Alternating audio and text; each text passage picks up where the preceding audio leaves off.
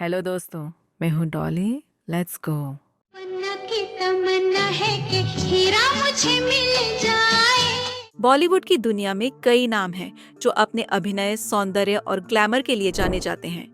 लेकिन कुछ नाम ऐसे होते हैं जो एक युग का प्रतिनिधित्व करते हैं। जीनत अमान ऐसा ही एक नाम है। 1970 और 1880 के दशक में जब बॉलीवुड अभिनेत्रियों को एक खास दायरे में रखा जाता था, तब जीनत अमान ने उस परंपरा को तोड़ते हुए एक नया आयाम स्थापित किया। उनकी खूबसूरती के चर्चे तो थे ही, लेकिन उनके व्यक्तित्व, उनके अभिनय और उनकी जिंदगी से जुड़े विवाद भी उतने ही चर्चित रहे। यह कहानी सिर्फ एक अभिनेत्री की नहीं, बल्कि एक ऐसी औरत की है जिसने शोहरत, प्यार, दर्द और संघर्ष सब कुछ देखा और फिर भी अपनी अलग पहचान बनाए रखी। जीनत अमान का जन्म 19 नवंबर 1951 को हुआ था।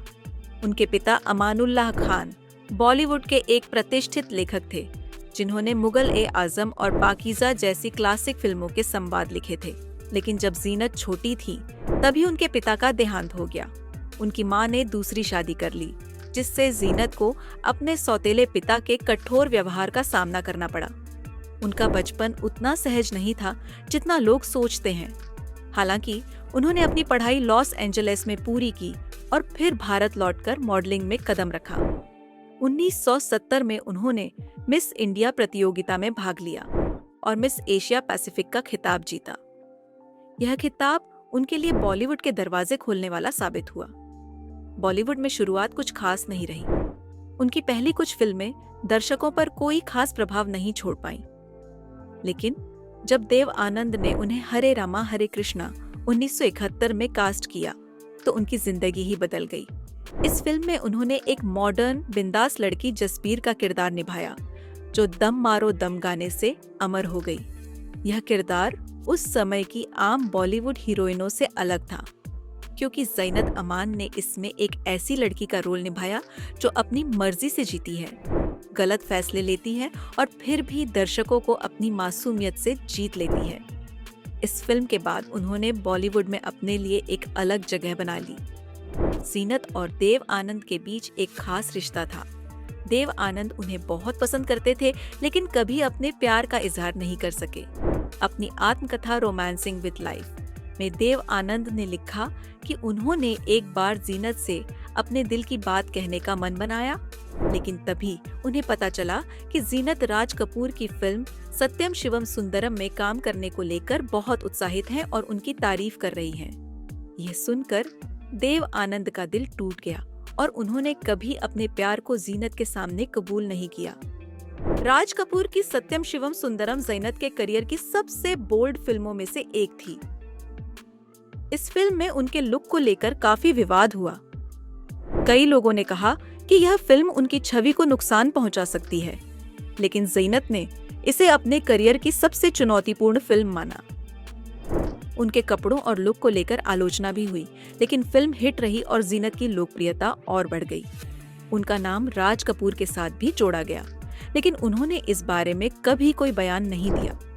इसके बाद जीनत ने डॉन 1978, कुर्बानी 1980, रोटी कपड़ा और मकान 1974 और अजनबी 1974 जैसी हिट फिल्मों में काम किया। उनके बोल्ड अंदाज और वेस्टर्न लुक ने उन्हें उस दौर की अन्य अभिनेत्रियों से बिल्कुल अलग बना दिया। 1985 में जीनत ने अभिनेता और निर्देशक मजहर खान से शादी कर ली। यह शादी उनकी जिंदगी की सबसे बड़ी गलती साबित हुई। मजहर खान न सिर्फ उनसे उम्र में बड़े थे, बल्कि उनके साथ बुरा व्यवहार भी करते थे। जीनत ने इस रिश्ते को निभाने की बहुत कोशिश की, लेकिन वह घरेलू हिंसा का शिकार हुई। उन्होंने मजहर से अलग होने का फैसला किया, लेकिन बीमारी के कारण 1998 में मजहर का निधन हो गया। इस शादी ने जीनत की जिंदगी में कई कठिनाइयां ला दी, लेकिन उन्होंने अपने बच्चों की खातिर अपने दर्द को छिपाए रखा। जीनत अमान का नाम संजय खान के साथ भी जुड़ा। संजय खान पहले से शादीशुदा थे, लेकिन दोनों के बीच अफेयर चला। कहा जाता है कि उन्होंने चुपचाप शादी भी कर ली थी, लेकिन इस रिश्ते का अंत बेहद दर्दनाक तरीके से हुआ। 1980 के दशक में संजय खान ने एक होटल के कमरे में जीनत अमान को बुरी तरह मारा पीटा, जिससे उनकी एक आंख को स्थायी नुकसान पहुंचा। यह बॉलीवुड के सबसे काले अध्यायों में से एक था। 1990 के दशक तक जीनत अमान का करियर धीरे धीरे खत्म होने लगा। बॉलीवुड में नई अभिनेत्रियों का दौर शुरू हो गया था और जीनत की निजी जिंदगी के विवाद उनके करियर पर भारी पड़ने लगे। हालांकि उन्होंने कई बार वापसी करने की कोशिश की, लेकिन वह पहले जैसी सफलता हासिल नहीं कर पाईं। उन्होंने कुछ टीवी शोज और फिल्मों में काम किया, लेकिन वे ज्यादा सफल नहीं रहीं। जीनत अमान ने अपने कठिन दौर के बावजूद हार नहीं मानी। उन्होंने 2000 के बाद कुछ फिल्मों और टीवी शोज में काम किया। इसके अलावा वह सोशल मीडिया पर भी एक्टिव रहने लगी और अपने विचारों को खुलकर व्यक्त करने लगी। वह महिलाओं के अधिकारों और स्वतंत्रता की समर्थक बनी और आज भी अपने स्टाइल और ग्रेस के लिए जानी जाती हैं। जीनत अमान की जिंदगी सिर्फ एक अभिनेत्री की कहानी नहीं, बल्कि एक ऐसी महिला की दास्तान है जिसने सफलता, मोहब्बत, धोखा और संघर्ष सब कुछ देखा और फिर भी खुद को साबित किया। उन्होंने दिखा दिया कि एक औरत सिर्फ एक शो पीस नहीं होती, बल्कि अपनी तकदीर खुद लिख सकती है। उनकी कहानी यह सिखाती है कि चाहे जिंदगी कितनी भी मुश्किल हो, लेकिन अगर हिम्मत हो तो हर मुश्किल से बाहर निकला जा सकता है।